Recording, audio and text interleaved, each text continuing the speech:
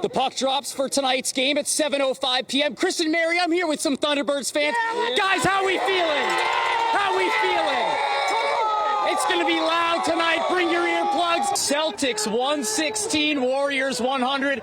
Chris, I think sleep's going to be pretty hard to come by in the city of Boston tonight, but they're going to have to rest up because Game 4 is coming your way Friday night. The Northampton Fire Chief and State Fire Marshal now say they believe this lawnmower played a role in the 2-alarm fire that ravaged the horticultural building. Heartbreaking tragedy late last night. 3 Bristol police officers shot and 2 killed after responding to a domestic violence call. Town officials say the project carries a massive price tag because of what now lies inside this fence enclosure where the abandoned mill building once stood. City of Boston is buzzing after the Boston Marathon returned to its usual time slot in mid-April. Take a look at the amount of clothing, food, and medical supplies that the community has shared. It's a monumental day for Patriots fans and sports fans around the world. At the age of 44, Tom Brady formally announcing his retirement on social media. He believes the building is a complete loss and the structure alone is valued at almost $500,000. At the DCU Center, the UMass Minutemen season came to a close against the Minnesota Golden Gophers. Binjiks tell me they have personally seen and experienced what Ukrainians are going through right now. You can just feel the opening day magic in the air. Baseball is back in Boston. Running with the toys for the end zone. The event started tonight at 6 p.m. at the Indiana Convention Center. I'm not sure if the out-of-bounds lines were observed there or anything. I mean, were there any penalties for roughing the passer? Oh, Don, you dog.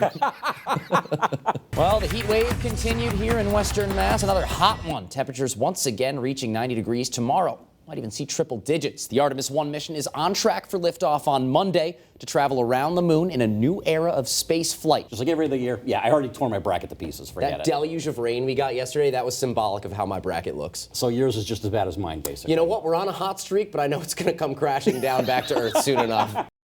Suburban South bragging rights in D4 playoff implications on the line in East Longmeadow tonight. East Longmeadow entered the day 12th in the state playoff rankings. Northampton on the outside, looking in at 21. Game of the week.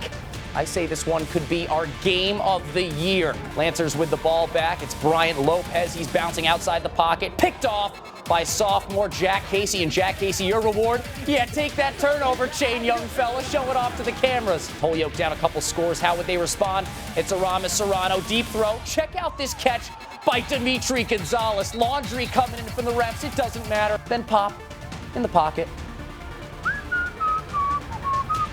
All kinds of time. The one defensive lineman that's rushed him, taken to the ground. Evanville Longo. Wait for this one here. Boom! Hit stick. 24 was all over the field tonight. Near pick six, Jake Robideau almost gets it until Jason Cox rips it out of his hands, and he's going to take it to the 30, to the 20, to the 10, past the diving tackler. Touchdown. Shock and disgust. That was Chris Graney's reaction when he opened his water bill earlier this week and saw it more than doubled. You're talking, $2,000, $2,500 a year for some of these people.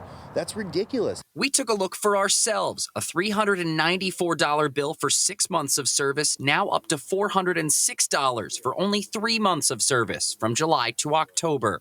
The changes come after an Agawam City Council vote in June to increase water rates by 55%, sewer rates by 25%, and change billing cycles from biannually to quarterly. And short of raising those fees, what do? Shut the water off, not fix breaks?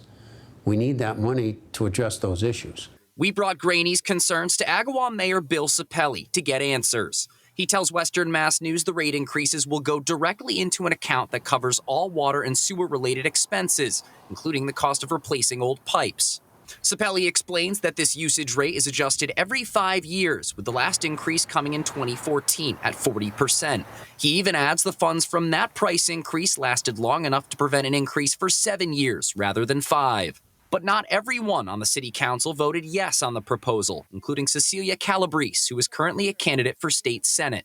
At that time, gas prices were over $5 a gallon, and we were talking about going into recession. Inflation was starting to climb. However, Sottile counters that the increase still positions Agawam below other communities, including West Springfield, Longmeadow, and Springfield. And with aging infrastructure and the rising cost of materials and labor. Obviously, with age, every year you're going to get more and more breaks, and they're going to need more and more attention. That's why I said to you earlier, this isn't an option. The year has been really a phenomenal one, seeing kids develop. It's night and day from the beginning of the season to now. Mike Dublin is doing something he's always wanted to do, leading a football program from day one as the first ever head football coach at Springfield International Charter School. We have the saying brick by brick, and it's all about if you're building something, you put one brick down, you put another on top of it, and your building is only as good as what your bottom brick is. The school, formerly known as Sabas, once fielded a co-op program with Cathedral and has a tradition of successful basketball and soccer programs. What started off as an idea for athletic director Ryan Gable has transformed into a reality. I'm most proud we haven't had one kid quit. I figured, once we started hitting and things of that nature, kids might drop off, but they've stuck with it. We started with 21, we're up to 35, and all of our equipment's handed out. We don't have any more equipment. And it's catching the attention of the community. Everybody's talking to me about the games, and it feels good to be a part of this team. Gable tells Western Mass News only 6 or 7 players on the roster had ever played competitive football, including junior speedster and jack of all trades Winston Lewis. The first game, that first kickoff, everything really just hit me of not playing in 6-7 years and just really being back in the sport I love. The Bulldogs played a full junior varsity schedule and were even challenged to 2 varsity games by Mahar and Hoosac Valley. That lack of experience showed early on. Our first scrimmage at Palmer was a little tricky. Our first game at the Mahar, we're calling timeouts because we don't know how to line up on a punt. But Dublin says everyone's bought in, and his team is transforming into the aggressors on the field. Looking to make sure they are the classiest team out there, where they're helping other guys up off the ground after looking to put them on it. In this locker room, no one's bigger than the team as they all navigate this new road together. I try to let them know that I'm out here learning the same things that they're learning. I'm not some superhero. I'm not out here better than any of them, so we're all just working at the same thing, trying to achieve the same goal as a team. As for the report cards after year 1, I say unsatisfied. All it does is open new doors and new frames of thinking.